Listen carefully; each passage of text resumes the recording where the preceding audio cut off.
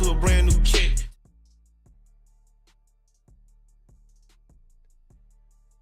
Welcome back, eSIM Studios YouTube channel.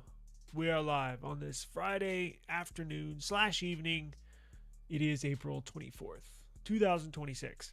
So I have like a brand new setup here. If you haven't viewed the channel lately or joined the live stream lately, you would know, what was it? I guess midweek, maybe it's Tuesday or Wednesday. I had like a power surge. Power went out just for literally a split second, came right back on. Now it fried our Wi-Fi, our fiber jack in the corner of the house, and we had to have a Google Fiber tech come out and replace the fiber jack. So we were out of Wi-Fi or internet for maybe 18 hours, something like that. But long story short, apparently it also fried my mini PC that I purchased specifically for streaming. It's a Asus.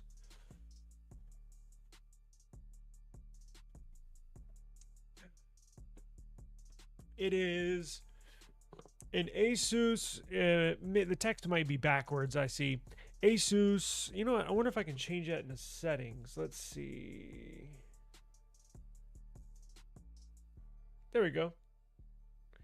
It's an Asus NUC 15 Pro. Now, the reason why I got this specifically for streaming is because it has 2 Ethernet ports on the back. It has 4 USB Type-C Thunderbolts.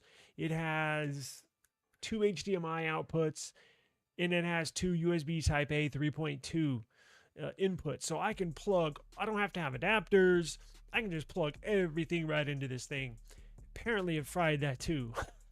So I spent a good part of the day trying to figure out what's going on with this. Pulled out the alt meter, the thing the electricians use. I got one of those in the garage, hadn't used it in years. Pulled it out. Apparently I fried something in there. So I'm gonna either go through warranty, or it'll be a good excuse to get a new Panther Lake Asus NUC 16 Pro. I just got that like 2 months ago. I should have waited, but I couldn't help it. Went ahead and ordered it because I knew the Panther Lake mini PCs were coming out, which we're going to speak about here in a little bit, is Intel stock. Have you all been paying attention to that? Holy crap. I mentioned last week I was this close to buying Intel stock when it was at $38 a share. It's up to like 82. I think it closed at $82 a share. Should have pulled the trigger. I didn't. But anyways, I'm gonna need a new streaming setup. So I'm currently streaming on my laptop. So if you see me looking off to the side, it's because I have my laptop here, and then I got my external monitors in front of me. So sucks, but yeah. So I don't know if I'm gonna get a I don't need another laptop. I need another PC. But look, for streaming, here's the biggest misconception about streaming. If you're looking into getting into the streaming world or edit videos, maybe you don't want to stream but you want to upload videos, you do not need, I'm going to repeat, you do not need a gaming PC for streaming. That's one of the biggest misconceptions about the streaming world, or I want to look into streaming. You do not need a gaming PC. You're just literally going to be throwing away money. These mini PCs are perfect for streaming. However, don't just get the cheapest one on Amazon. That's like $200 or $300. The CPU obviously matters no matter what you do, whether you're streaming, gaming, or just browsing. The CPU matters. But when it comes to streaming, what you want is a lot of RAM, and you need connections, ports, because connecting stuff matters too, and you're going to need a lot of RAM. So you're going to need a decent CPU. You're going to need at least 32 gigs. I think 64 is overkill. I think 32 is the sweet spot in RAM as RAM. I got 32 on my laptop, so it's perfect for streaming. It's just it's missing the ports. So I had to go jump on Amazon yesterday and buy some what is it? A USB Type-C dock and all sorts of stuff so I can get this set up. going. But I'm going to be working on that over the weekend, seeing if I should replace it. Well, I think I'm going to have to claim it under warranty. Well, I'm going to figure that out, but I'll deal with that. At the moment, we're going to talk a little technology. We are going to conduct a giveaway here at the end of the stream. I know that's a big deal. Let me make sure my audio is okay. I've been having a few people. There's a few people that have mentioned in my comments that it's hard to hear me, that my volume is low. And I'm like, really? Because listen to this. That it's hard to hear me, that my volume is low. And I'm like, really? Because sound I don't know. I've messed with my volume controls before I went live. Everything's normal. I don't max it out, but it's like 3/4 of the way up. So it should have no issues hearing me. I don't know what's going on. I even turned the background music down a little bit, but whatever. So we're going to get into the topics of the day, some cool stuff, some upcoming stuff, and then we'll run the giveaway. It's not going to be a long live. Definitely can't go over an hour. Probably going to be 30, 45 minutes. We've already been live for 10 minutes. What's going on, brother? RAM nowadays too costly. I don't think it. Yeah, you know what? I thank you for bringing that up. I got so lucky. Right before this whole RAM, right before the okay, you bring up a great point. Let me back it up. For those of y'all that don't know, the reason why if you have been in the market for a new PC, Samsung raised the costs of their their new Book 6, Microsoft Surface, all the Surface products, the laptops, the tablets, they raised their prices a couple $100. Everybody's raising their prices because of the memory. The memory prices are skyrocketing because of AI, because of these AI data centers. They got to store the data somewhere. So all these new data centers popping up is bad news for you and I, the consumer, because these big companies are in a race to buy all of the storage and RAM that's on the market. So the prices shot way up. Right before and this was just pure luck, right before the RAM crisis popped off, I purchased a 32 gig of RAM, two 16 gig sticks from Crucial, and I bought a Gen 5 SSD, NVMe, M.2 SSD, 1 terabyte, right before the RAM crisis and the memory crisis popped off. You bring up a fantastic point, and I didn't even register because I haven't been in the market for any. So whether I just took that 32 gigs of RAM and my 1 terabyte SSD out of my old mini PC, and I actually gave it to a viewer, my old mini PC, and I just put that in in this new. I got a bare bones kit, and I just moved it over there. So yeah. Look, it is possible to stream with 16 gigs of RAM, but you have to be that's why I say maybe I need to be more careful about recommending that stuff. I mean, you really do need 32. You can get away with 16 gigs of RAM. You just have to be very careful with what you have open as far as Chrome tabs, stuff you have running in the background. If you are going to try and stream with a machine that's only got 16 gigs, make sure you close everything before you jump on StreamYard or whatever else you use. And that's the other thing is what program you're going to use to stream. You can go live straight from the YouTube app, right? You can, but it just sucks. It kind of lacks features. StreamYard's typically the easiest to use, and it doesn't use a ton of memory. But I've tried some others that use 80% memory, just insane amount of memory. Yeah, but those mini PCs are perfect for streaming, honestly. They really are. But yeah, that'll make you think twice about getting into the streaming game right now. And I think it's gonna, as far as the memory prices, I think it's gonna settle down, because now you have Samsung, HY Hynix, Crucial. You have all these companies ramping up production, but it still takes a little while to ramp up production, make the product, get it to the market, and then the market settles down a little bit, it's still going to be, I personally think maybe another year or two, honestly, before we start seeing prices of RAM before where it was before this whole, what do they call it, Ramageddon. So yeah, it's gonna be a little while. You can find some devices. You can do it from a laptop, like I'm doing right now, and I'm using a secondary phone as a webcam. You can use your personal phone as a webcam.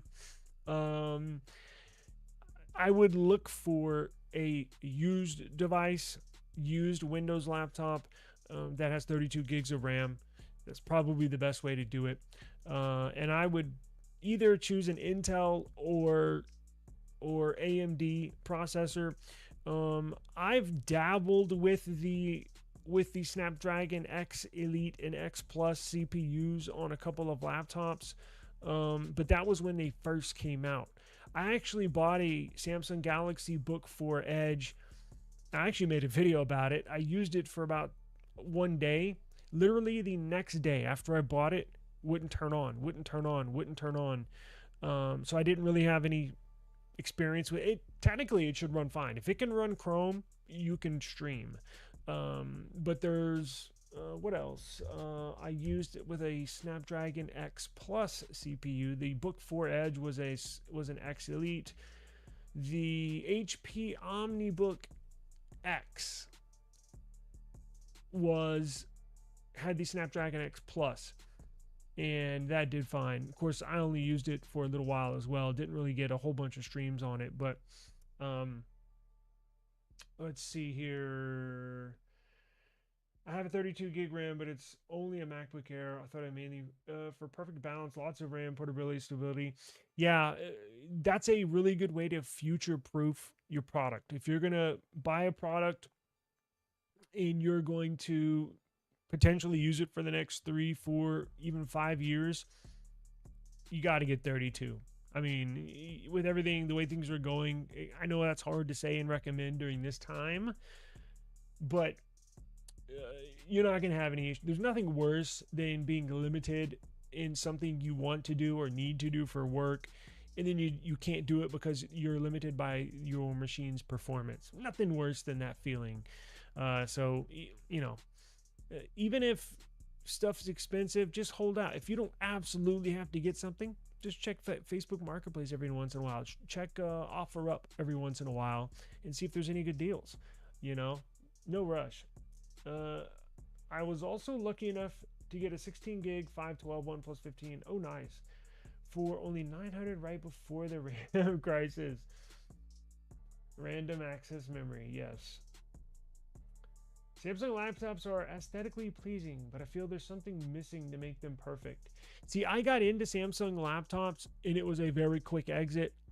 I had a Galaxy Book 3 with like the old Intel CPUs before they started getting good at manufacturing CPUs. Mine overheated like crazy. I think it was right before I started this YouTube channel. In fact, that's right when I started this YouTube channel is when I had that. And I was like, I can't do this on this machine. Thing would just boom, immediately get hot no matter what I did. But that was with the Book 3. Those Intel CPUs sucked. Now, they're the CPU to get. The Intel Panther Lake CPUs, I mean, those are badass. I mean, those are top of the line. So they in their stock performance just in the last month has proved it. They've turned it around at Intel. But you certainly can't get a bottom of the barrel CPU. And I know you're not gaming. Streaming is not gaming. But you got to have some oomph. You got to have some power, right? You're going to run videos. You're going to run this. You're going to run that. Again, you don't have to be a gaming PC, but you definitely need something. You cannot have an Intel i3 processor. I recommend a 5, 7, and then a 9 series is overkill. That's like strictly for gaming or for if you're editing a freaking movie or Blender, graphics and stuff, you'll need a 9 series Intel CPU. You can get away with a 5. I recommend a 7, but a 5 is good enough. The same thing with the AMD CPUs. You should be able to get away with perfectly fine with a 5000 series, 7000 series. Again, 9000 series is overkill. In 3000 series, their bottom of the barrel CPU. Well, I shouldn't say bottom of the barrel, but you get the point. Their baseline CPU is probably not. You probably could get away with it, but you'd have a lot of hiccups along the way. Was it connected to a power bar with a surge protector? I think you mentioned that yesterday. Yes, it was. However, I figured out today I have the main power source was connected to a surge protector.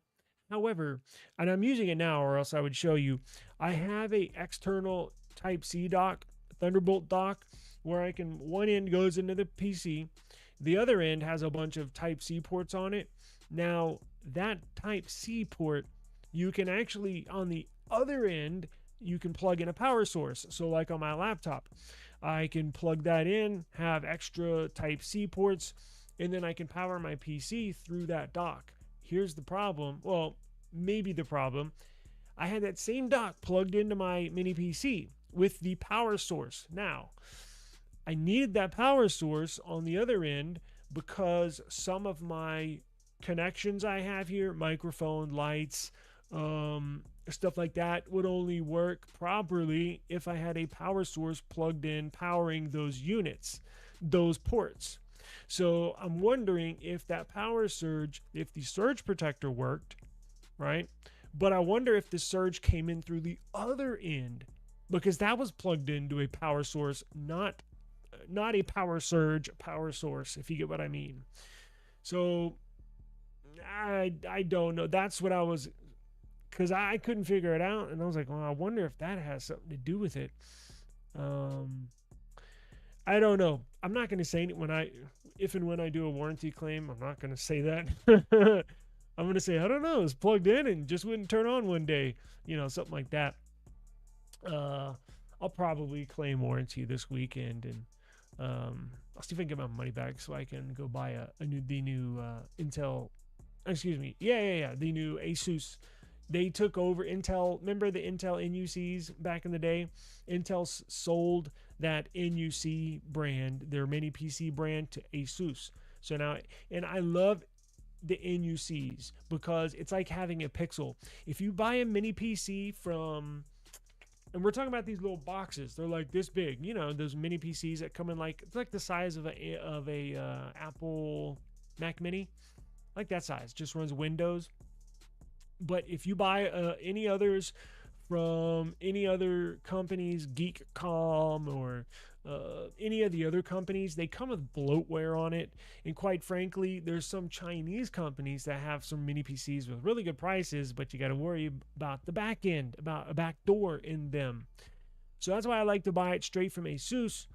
It's like buying a Pixel. It just comes with Windows and a couple of apps, and that's it. Nothing else. How you can buy Samsung, but it comes with Samsung Scan on it, Samsung apps on it. Well, if you buy the official NUC, just Windows, just a few apps, that's it. So that's why I've always stuck to the NUC brand. That was, again, originally Intel, but you got your, oh, nice. They're saying I got my Oppo Find X9 Pro yesterday, and I'm seriously impressed and sad they don't let Oppo or Vivo in the US. Wow. That's a phone that I've been eyeing for the last, 6 months, and just never really pulled the trigger on one, but I'm thinking about it. I don't know if I should get the Ultra or the Pro, and honestly, I don't think it matters. I think you're going to have a phenomenal experience with whatever device you use, and you could honestly say the Pro is the better buy because it's hundreds of dollars cheaper. In fact, I think you can get one on GizTop for $7.99, maybe something like that, maybe $8.99 with upgraded storage, when you're going to be spending $1,500 on the Ultra. Samsung, oh yeah, we already got that. Yeah. Asus is poor in customer support, sadly. Well, great. That sucks. So looks. I guess we're about to find out. Yeah, that's what I'm saying. It might be a little over. I mean, it's a badass phone, but like, uh, I mean, look, if you go on DxO Mark right now, the Oppo Find X9 Pro is at like number 3 or 4 in the world in camera phones, and it was at the number 1 spot for months. So it's not like you're getting a bad, the Pro blows away any other phones we have here in America. So that might be the one to get. Um, let's see here. So now that everybody's in here, again, we're gonna do a giveaway here. I just want to run over some news real quick, or some upcoming stuff that you can look forward to. And one of those things, let me share my screen here. One of those things is the brand new Z Fold 8. So we have some information on the Z Fold 8 and the Z Fold 8 Wide. I think that's kind of what we're going to be called. Name's not official. The device is official. The device is coming for sure. And I think it's going to be launched in July with the Fold 8 and Flip 8. But now we have some confirmed information. No more wondering. Now we have details, right? Set in stone. So let me share my screen here. Look at this. So where is this? Smart Pricks got some good mock-ups, and now we have dimensions. We have official dimensions and a comparison with a device that was just launched, I think a week or two ago, in the Huawei Pura X Max. So Ice Universe today, we're gonna reference him a couple of times today. Ice Universe posted and shared official dimensions based on comparisons between this upcoming Z Fold 8 Wide and that new Huawei Pura X Max. I'm not sure if y'all are on social media. I'm on there just to post stuff and I get off. I don't really browse that often, and that's because I know I'll get glued on the app for an hour. Time will fly. You look up at the clock, like, holy crap, it's been an hour and 15 minutes. Feels like it's been 7 minutes. They're good at what they do. That's why I post what I post and I get out. But my feed on Instagram and or X, I've seen a lot of this Huawei device, this new wide fold, and that's going to be the new trend, right? Apple's coming out with theirs, Samsung's coming out with their wide fold, and now Huawei has gotten one. And remember, Huawei's not sold in the US. It doesn't even have the Google Play services on there. However, the operating system looks mighty familiar to Android, but they have their own app store. It's been I've had a Huawei phone, believe it or not, but that's been a long time ago. So these dimensions indicate that Samsung's Z Fold 8 Wide device will be thinner and narrower than we had originally thought. So this is going to be a very thin, a very lightweight phone, phone / tablet / foldable. So the Z Fold 8 Wide is reported to be 4.3 millimeters thin when unfolded. That is an insane number. So when you fold it open, it's going to be 4.3 millimeters thin, or thick, however you want to look at it. And then when you close it, it's going to be 9.8 millimeters thick. That's crazy. That's just barely thicker than the S26 Ultra. So it's basically going to be, if you have an S25 Ultra, S24 Ultra, S26 Ultra, just slice it in half, right down the side, and that's essentially how thick it's going to be. The Huawei Pura, and again, I've seen a bunch of this Huawei Pura online on social media videos and stuff. That measures 5.2 millimeters when unfolded and 11.2 millimeters when folded closed. Now, in terms of width, the width of this 8-fold wide is narrower when folded at 82.2 millimeters compared to the Huawei Pura X Max at 85 millimeters. Now, what you see on the screen here, these are proportional and these are accurate. So, look, I'm not sure many of you, if any of you, have seen a Huawei Pura Max. I don't know if any of y'all are watching this in China or in Asia, which is where they're sold. But if you have, and if you're familiar with the Huawei Pura, I think it literally just came out the other day. Those are the dimensions, and I kind of like that icy blue color. It's the same icy blue that they put on the S25 Edge. In fact, it looks just like the S25 Edge with the 2-camera setup and then that little camera island. That's a carbon copy of what the S25 Edge looks like, and I wouldn't doubt it. Now, we don't know what the camera specs are going to be on this Z Fold 8 Wide, but I could guarantee you, I'm not going to guarantee you, but I would guess that it would have the same camera setup as the S25 Edge, because it's very familiar setup, a very common camera system that the Samsung developers are used to using. It's easy for them to tweak it, modify this, modify that. It's easy for their post-processing to edit those images just right. So the S25 Edge, I believe, has a 200 megapixel sensor on there. The same 200 megapixel sensor that's on the S26 Ultra. It's that same sensor that's like 5 years old, but they should know it pretty well after using it for 5 years. We just probably don't know what that second sensor is going to be. It's either going to be a 50 megapixel wide angle sensor, or it's going to be a 12 megapixel ultra wide or something like that. Let's see here. The Samsung device, getting back to the dimensions, look at this chart right here. It's a really good depiction of just how wide and thin this new device is going to be.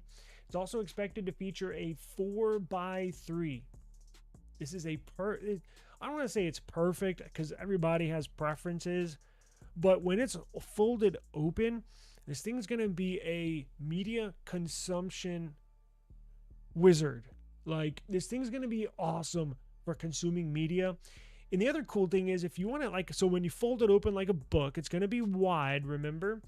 Now, if you have rotation on, what's going to be cool is if you rotate it long ways, where you rotate it up like this, it's essentially going to be like a big ass phone.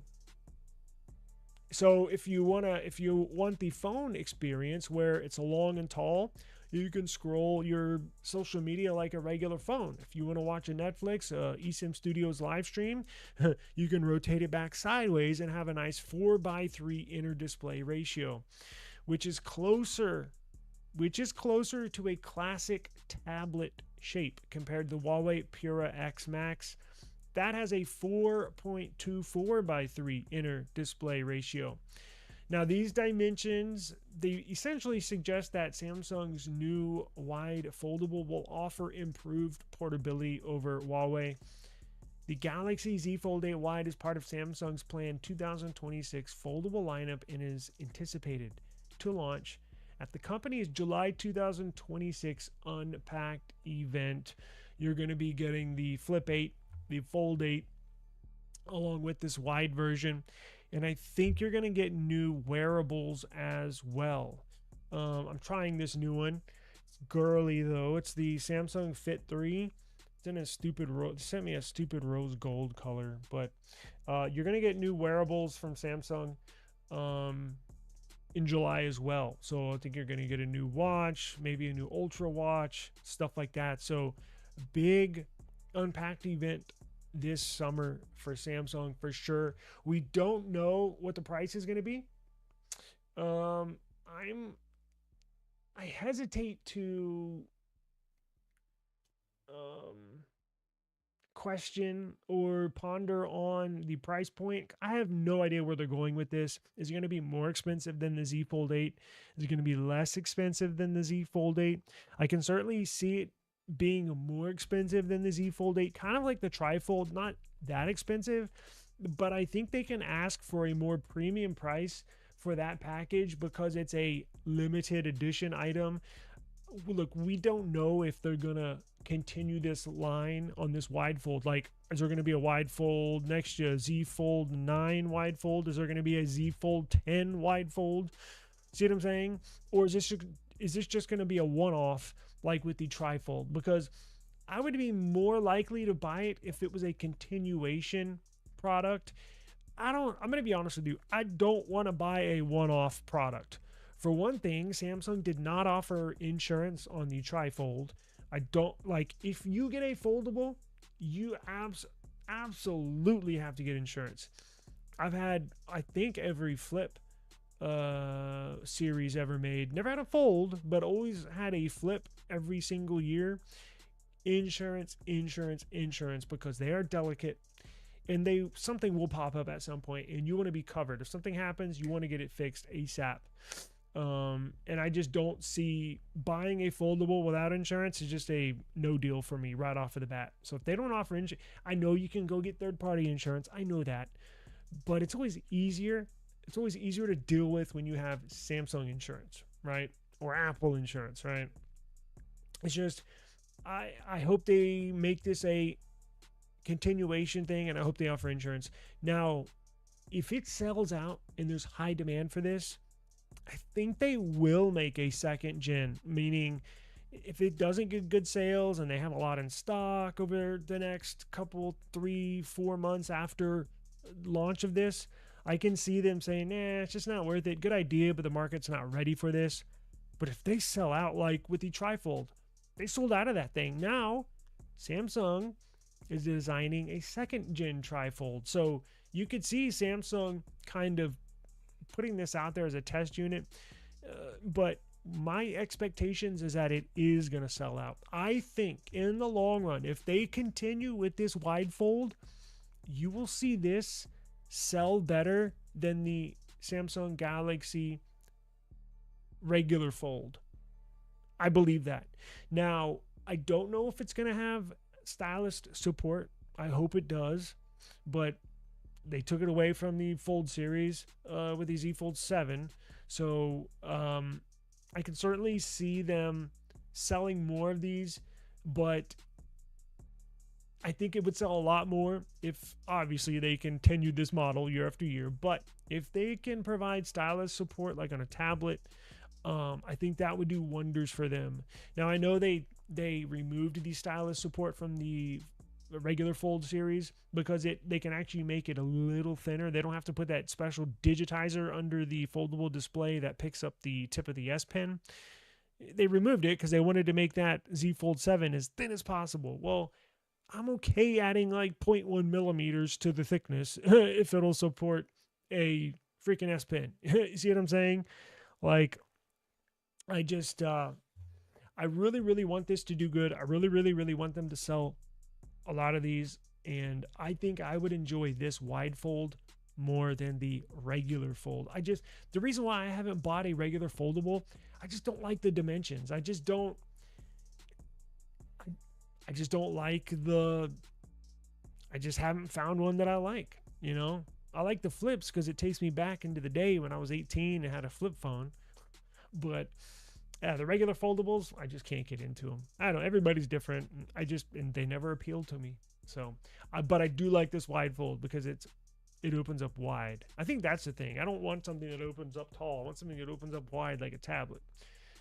So, if you want to find this article, if you want to dive a little deeper into the details, I put a link down below in the description box where it says source.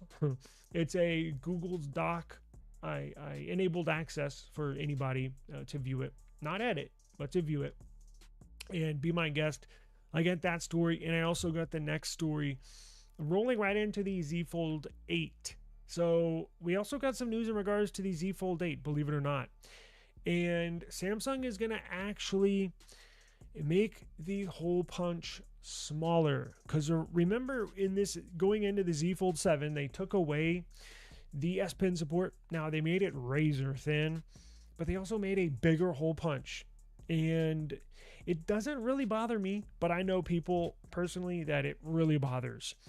And this year they're gonna throw you a bone. They're gonna make it even smaller this year than it was in previous years, so that that hole punch when you open it up on the inside display is actually going to be smaller. So I have a picture here. Let me see if I can pull it up.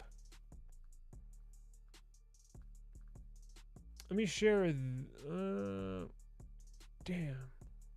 You know what? Give me a second. And because this one, the one that's on the screen, they separate the pictures. I got one right here that'll show you exactly. Let me take a screenshot here and I'll save it and upload it into StreamYard.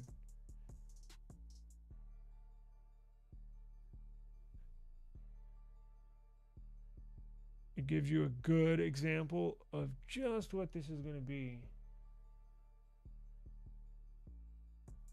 Let's do Z Fold 8 hole punch. Saved in my downloads folder. All right, let me go to StreamYard. Let me upload this photo. All right, so look at this. Can y'all see that? So the Z Fold 8 is going to be on the bottom, and the upcoming Z Fold 8 that they're going to launch in July at the Unpacked event, and the current Z Fold 7 is up top. So up top you have a decent sized hole punch. Remember, it got a little larger this year. Well, they're going to shrink it down considerably. I think it's going to get 42% smaller. So they're not just shrinking it a tiny bit, they're shrinking it a lot. Wait, hold up. That's on the outside. I read an article today saying on the inside it was going to get smaller. So wait, so the one on the outside is going to get smaller? What about the one on the inside? Let's see. Let's go straight to the source. Ice Universe says the front camera cutout on the Fold 7 measures 3.7 millimeters, while the Fold 8 is only 2.5 in diameter. Samsung appears to have adopted new technology that significantly reduces the size of the front camera hole. Okay, so there it is. It's only going to be on the front, which, look, if I had to pick and choose one hole punch, because remember there's two. There's one on the outside, and then there's one on the inside when you open it up. Now, what I think Samsung's going to eventually do in future folds is, we've talked about this before, they're going to actually go and do an under display sensor on the, I think they're still a couple years away, honestly. So it might be like the Z Fold 10. They'll do under display cameras. That's going to help out a lot because, like I said, everybody's different. The hole punch bothers some people while it doesn't bother others, but that's just where the market is moving, right? In future phones, like 5-10 years from now, think of the market in 5 to 10 years from now. They're all going to be under display sensors. Apple, Samsung, OnePlus, or excuse me, Oppo. Hang on one second.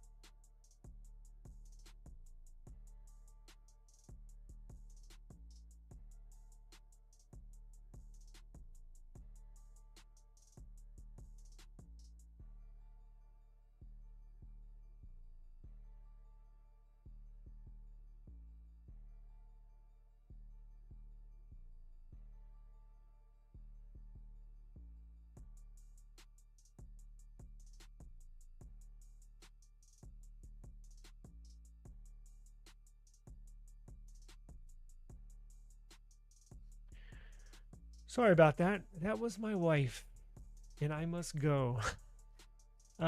It's late. I knew I shouldn't have fired this up. So let's do this. I don't want to leave without doing a giveaway because I promised y'all a giveaway. So let's do this. Let's go ahead and do the. I'm gonna have to save the other two stories, I guess, for tomorrow. Well, let's go ahead and do the giveaway. because I have a good story for, or I have some good information for y'all.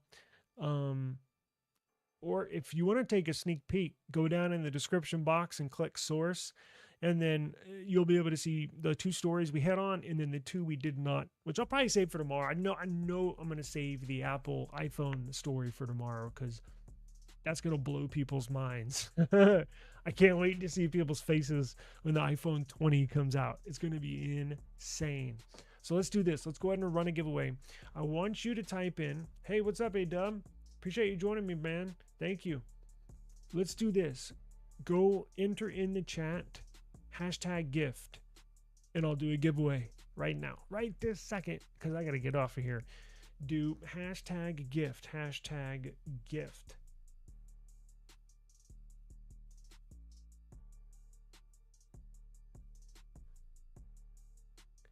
Hashtag gift.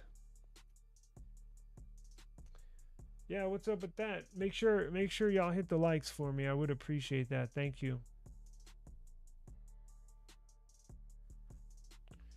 And I'm returning the nothing phone. I got it boxed up and everything. It's actually not a weird. It's actually good they're doing this.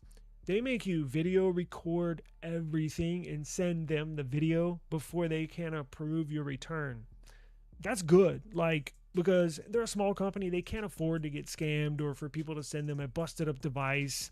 And the customer be like, well, when I sent it in, it was fine. It must have gotten damaged during en route to your return center. Nah, you have to get approved for a return, and you got to video record everything, and you have to send them a link of that video recording so they can okay your return. That's good. I was just shocked. I've never seen a process like that. So I was kind of like, wow, well, good for them.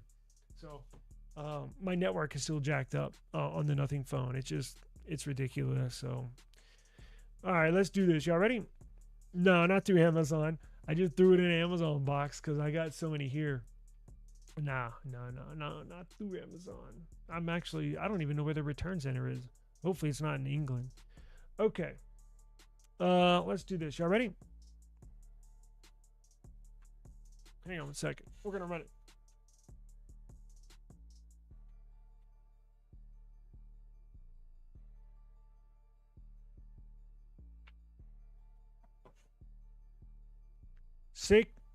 Sacredro? I know I'm saying that wrong.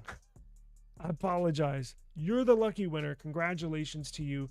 I don't think you've won, unless you're using a burner account. I don't think you've won before.